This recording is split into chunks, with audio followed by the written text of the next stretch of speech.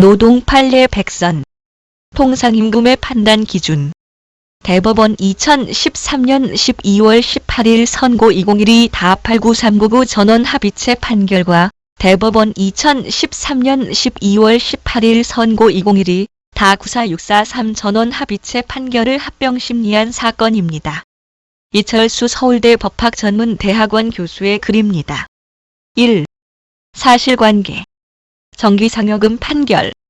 짝수달의 상여금을 지급하되 근속기간 2개월을 초과하는 근로자는 전액, 2개월 이하 근로자는 일정 비율을 적용한 산정금액을 지급하였으며 지급 대상 기간 중 퇴직자는 근무일수에 따라 일할 계산하여 지급하고 있었다. 회사와 노조는 위 상여금이 근로기준법상 통상임금에 해당하지 않는다는 전제하에 통상임금에 산입될 임금의 범위에서 제외하였는데 그 말이 무진 사건에서 대법원이 정기상여금의 통상임금성을 인정한 이후 근로자는 위 합의의 무효를 주장하며 미사용 연월차 수당과 퇴직금에서의 차액분 지급을 청구하였다. 복리후생비 판결. 이 회사는 김장철에 김장보너스를 지급하는데 지급금액은 노사협의에 의하여 지급하는 것으로 하였고 회사 상여금 규칙에서는 설과 추석에 상여금을 지급하면서 신규 입사자, 복직자는 근무일에 따라 100%에서 30%까지 지급하도록 정했고 대상 기간 중 2개월 이상 휴직자는 상여금을 지급하지 않고 퇴사자는 일할 계산하여 지급하게 되어 있었다. 그러나 실제 운영에서는 6개월 이상 휴직 중인 자를 제외하고는 전원에게 일률적으로 지급했고 퇴직자는 지급하지 않았다. 이에 근로자는 이를 기준으로 한 수당들의 차액분 지급을 청구하였다. 2. 판결의 내용. 정기상여금 판결.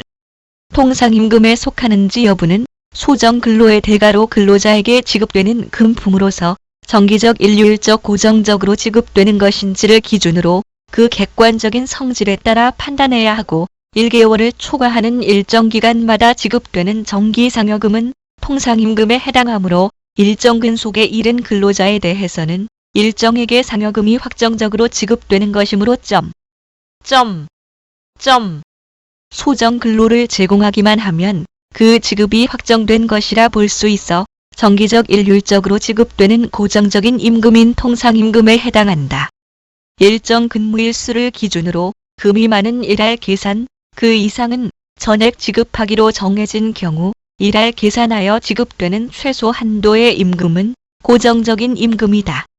지급일 당시 재직 중일 것이 지급 조건인 것은 통상임금이 아니므로 복리후생적 명목의 급여에 대해 지급일 당시 재직 중일 것을 지급 조건으로 하는지 여부를 심리하여야 한다. 복리후생비 판결. 김장보너스는 지급액을 결정하기 위한 객관적 기준 없이 단지 사후에 노사협의를 통해 그 지급액을 정하도록 한 경우라면 지급액이 사전에 확정되었다고 볼 수 없어 고정적 임금이라 할 수 없고 통상임금에 해당한다고 볼 수 없다. 설, 추석 상여금은 소정 근로를 했는지 여부와 관계없이 특정 시점에 재직 중인 근로자에게만 지급하기로 정해져 있는 임금은 소정 근로의 대가로서의 성질을 갖지 못할 뿐만 아니라 고정적 임금으로 볼 수 없다. 회사가 상당 기간에 걸쳐 지급일 전에 퇴직한 근로자에게 설, 추석 상여금을 지급하지 않았고 이에 대해 노조나 개별 근로자가 이의를 제기하지 않았다면 명시적 또는 묵시적 노사 합의가 이루어졌거나 그런 관행이 확립된 것으로 볼 여지가 있으므로 노사 합의가 이루어졌는지 관행이 확립되어 있는지 살펴보지 않은 것을 이유로 파기환송한다. 3. 해설. 고정성에 대한 진일보한 해석. 기존 하급심들에서는 지급액의 변동 여부에 따라 기계적으로 고정성 유무를 판단하였는데 이 판결을 통해서 일정 근무일 수를 기준으로 계산 방법 또는 지급액이 달라지는 경우에도 소정 근로를 제공하면 적어도 일정액 이상의 임금이 지급될 것이 확정되어 있다면 최소 한도로 확정되어 있는 범위에서는 고정성을 인정할 수 있다. 나아가 근무 실적에 따라 지급액의 변동이 초래된다 하더라도 최저한도로 보장하고 있는 임금 부분은 통상임금에 포함된다. 이에 대해 이철수 교수의 개인 의견은 그러나 재직 요건을 이유로 정기상여금도 통상임금에서 제외하자는 논의가 나오는 만큼 고정성의 요건을 소정근로를 제공하는 것을 전제로 사전에 확정되어 있는 임금으로 정의하는 것이 보다 바람직하다고 한다. 임금이 분설의 환생인가?